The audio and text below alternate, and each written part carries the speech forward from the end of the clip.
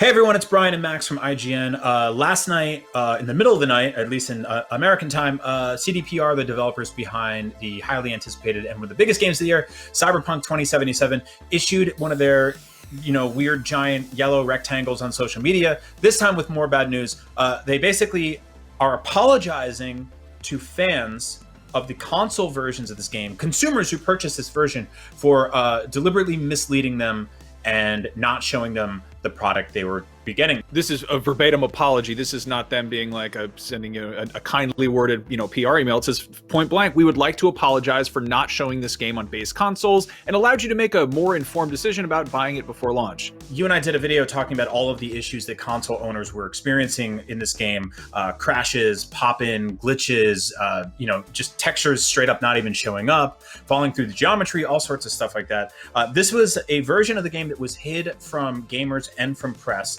Every review you saw leading up to this game's launch was the PC version of the game, running on high-end PC hardware for the most part, which I believe has obviously always been their lead SKU, but this is a game that has been also simultaneously in development on consoles. There is a yellow marker in all of their advertising that says, looks great, plays great on PS4, Xbox One, Series X, PS5, all that stuff. Yeah, no, and the apology goes on to say, we should have paid more attention to making it play better on PS4 and Xbox One, which, yes, they should have.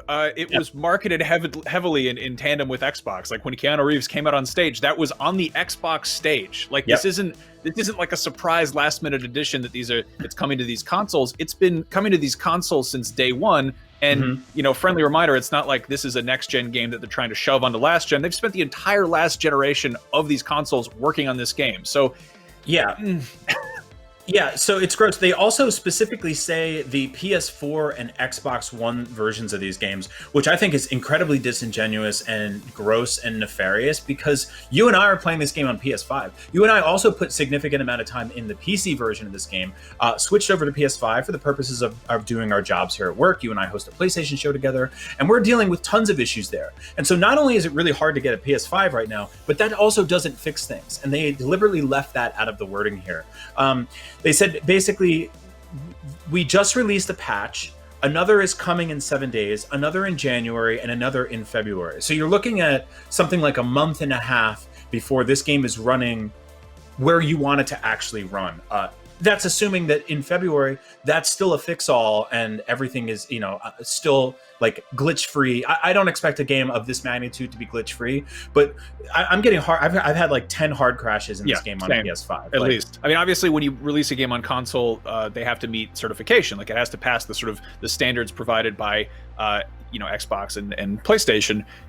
We don't know exactly what that entails, but I feel like this came very close. I've heard rumors. I have no idea if this is true or not. That the reason one of the most recent delays happened was because the game wasn't passing cert. Like we heard that the game went gold, but then it got a delay after the fact, which was kind of unconventional to say the least. But this is not a finished game. Like this game should have been delayed further. Like if they're basically like wait until February for it to work right. And when you factor in that this game was supposed to be released in April, like that was the original release date, and it got pushed 3 times, and maybe it should have been a 4th. Like this is, we just saw Halo Infinite get pushed from this fall all the way until next fall, based on sort of the feedback on how that game looked. And it's a bummer, but there's that old Miyamoto quote about buggy games being, or ship a game too early and it's like it's going to be bad sort of forever, but a game that whatever it is.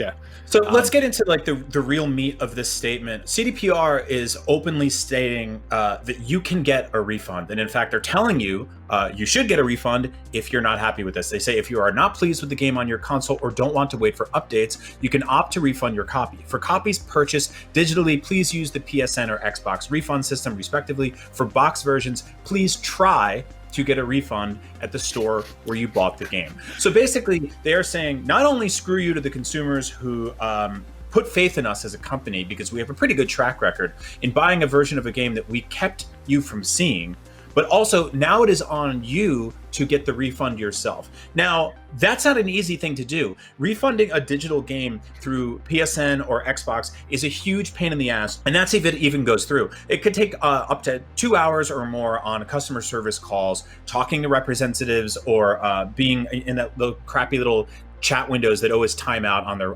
websites, and that's assuming they even get through. We're noticing a trend today on Reddit and other places where some people aren't even getting clearance to get their refunds on PSN. Now, if you buy a boxed version of the game and you bring it back to a GameStop, you can resell it, take a hit on the purchase you made. That's not really a refund. That's just you trading in a used copy of the game. Or you can stand there at the counter with a mask on and yell at the guy and be like, this isn't working for me. And that's kind of a best case scenario, because the people who work at GameStop are typically pretty informed on what's going on in the world of gaming, and they probably will have gotten wind of this. But if you take it to like a big box store and just randomly wind up talking to some old lady at the customer service counter, it's probably going to take some arm twisting to be like, no, really, the company said we could have a refund. It's basically what they've said in this memo is like, we're sorry, but it's someone else's problem now, which, you know, because of how things are distributed, it kind of is. They do have an email to contact them directly, and they say, you know, if you want to, if that doesn't work, you can reach out to us directly. However, there's a deadline, which is starting today. You can contact us for a week up until December 21st, 2020, which it seems pretty reasonable, because like it's not, you know, there's no like major gift giving occasions that take place between December 21st and whenever the first patch is supposed to come through and make the game better. Interesting. It's, you know, there's nobody, I don't think between, you know, the tail end of 2020 is really not going to be any times when people are, you know, gathering around some sort of tree and then unwrapping gifts, maybe which contain cyber. No, like so many people are going to get new consoles, they're going to get gift cards, they're going to get box copies of the game, and they're going to be like, you, dear viewers who are watching this, clearly you stay informed on the world of gaming and what's going on. Not everybody does that. A lot of people are going to, you know, turn on their game console and they're going to see that, you know, yellow box and they say, oh, Cyberpunk, I've heard about that. It looks cool. And they're just going to buy it. There's not going to be a disclaimer on the, you know, the storefront marketing for this. They're not going to put up signs in Walmart being like, hey, everybody, just a quick heads up. If you buy this game that's everywhere, this heavily marketed new video game, which, by the way, there are no next-gen versions of this. There are no physical next-gen versions. It is only out for Xbox One and PS4. You're basically you're either buying $60 to join an open beta, or you're buying an IOU. Yeah, and like I will say, I've seen a lot of people say, and you know, IGN's review specifically reviewed the PC version, which by all means, and we reviewed on the high-end rigs. It is running night and day to what it's running on consoles. And I've seen a lot of people, PC Master Race dudes, being like, well, that's what you get for buying this on old hardware. This was, and I will reiterate, this is 41% of the pre-orders for this game were on consoles. There are games like Red Dead and The Last of Us and, you know, GTA run better than this game, and they are very, very heavy-duty games with a lot going on, a lot of animations, a lot of player decisions and agencies and stuff like that. Like there's a lot happening that is capable of running on next-gen consoles or current-gen consoles or past-gen consoles. But the fact that this game doesn't is a problem. No, I mean, in 2018, one of the head guys at CDPR, I think, just straight up said, like, we're like, take a look at what Red Dead 2 is doing. We're trying to do something like that. And I'm paraphrasing here, but you know, this game has been in the works for like 8.5 years. Like, there's clearly, you know, it's clearly an ambitious game. I think there's some really cool stuff in there. But even aside from bugs, people have pointed out that there's been some smoke and mirrors. You know, they promised this incredible emergent, you know, next gen, you know, cutting edge game, and then, you know, there's stuff where you steal a car and the cops go, no, wait. Oh, she's gone. You know, like there's no police chase AI in this game. If you pull a gun out on an NPC, 8 of them will just sit on the floor. If you go on the Metacritic, you can see that this game on the console versions has like a 2 out of 10 from user reviews, and on PC it's like a 6.5. This game has let people down in a lot of ways other than just, you know, technical issues.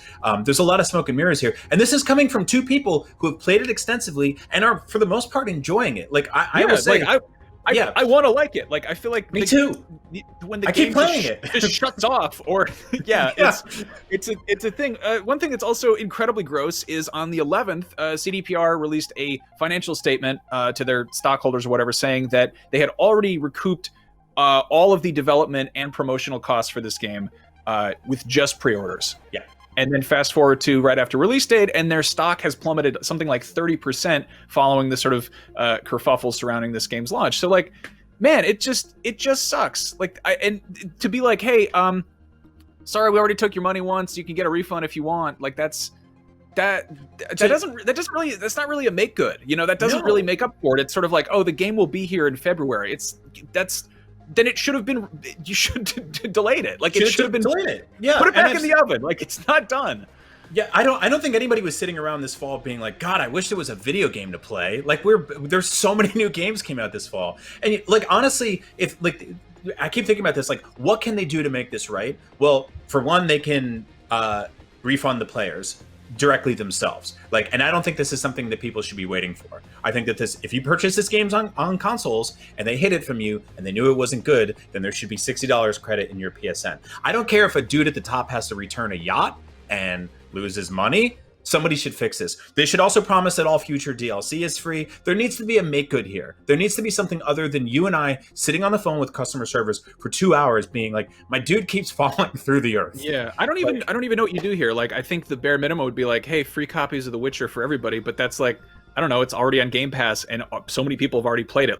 Has a game this highly anticipated ever like bombed this hard? Like, well, so the closest that we can come is No Man's Sky, right? No Man's Sky was the one where the 24-hour window, and this, keep in mind that was Hello Games was a lot less public about their apologies there. They almost specifically went into hiding after that game's launch, leaving the onus up to a lot of fans to once again get on the phone with customer service. And again, that's a game that improved over time. There was a big redemption arc.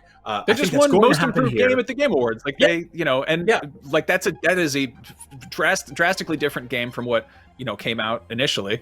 And even so, the timeline between when that game was revealed and when it was released is significantly shorter than with this game. Like, this game has been just, you know, hyped to all hell, and like, we're partially guilty of that. Like, we were excited for it. It was they know how to demo a game at E3. Like, it was really there was a lot of, you know, pomp around it. There was a lot of, like, you know, pageantry, and everything we saw made this game look incredibly cool. And at the end of the day, there is a really cool game in there, but it's also it's kind of busted. Like, it's I think everyone who's annoyed or frustrated or disappointed or let down or just flat out pissed off about this has a right to be. And is the game good on PC right now? Yes. Will the game be good on consoles in months or years? Potentially.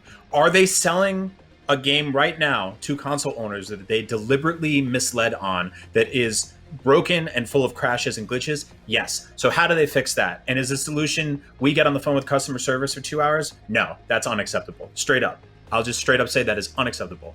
So yeah, we're fired up. Let us know in the comments what your experience has been like with Cyberpunk on consoles. If you're playing it on PC and things are going great, that's awesome. But millions of us also own consoles too, and we want to make sure that the product we purchase works correctly. Yeah. Let us know. Are you going to get a refund? What's your history been with getting refunds from digital game purchases or physical game purchases in Best Buy? Are you going to stick with this? Are you going to wait for patches? Are you still on the fence? Like, what's going on? Aside from, you know, the game not just sporadically shutting off completely or having characters just disappear or fall through the grounds, how would you improve Cyberpunk? Like, what were you expecting and what didn't live up to that? Let us know. I mean, obviously, this game will continue changing and hopefully improving, but as of right now, it's jeepers. What a bummer. Yep. Totally agree. So for all things video games, Cyberpunk, and everything else, stick with us right here at IGN, because we're pissed off. She'll get it together, but times like this, she prefers to be alone.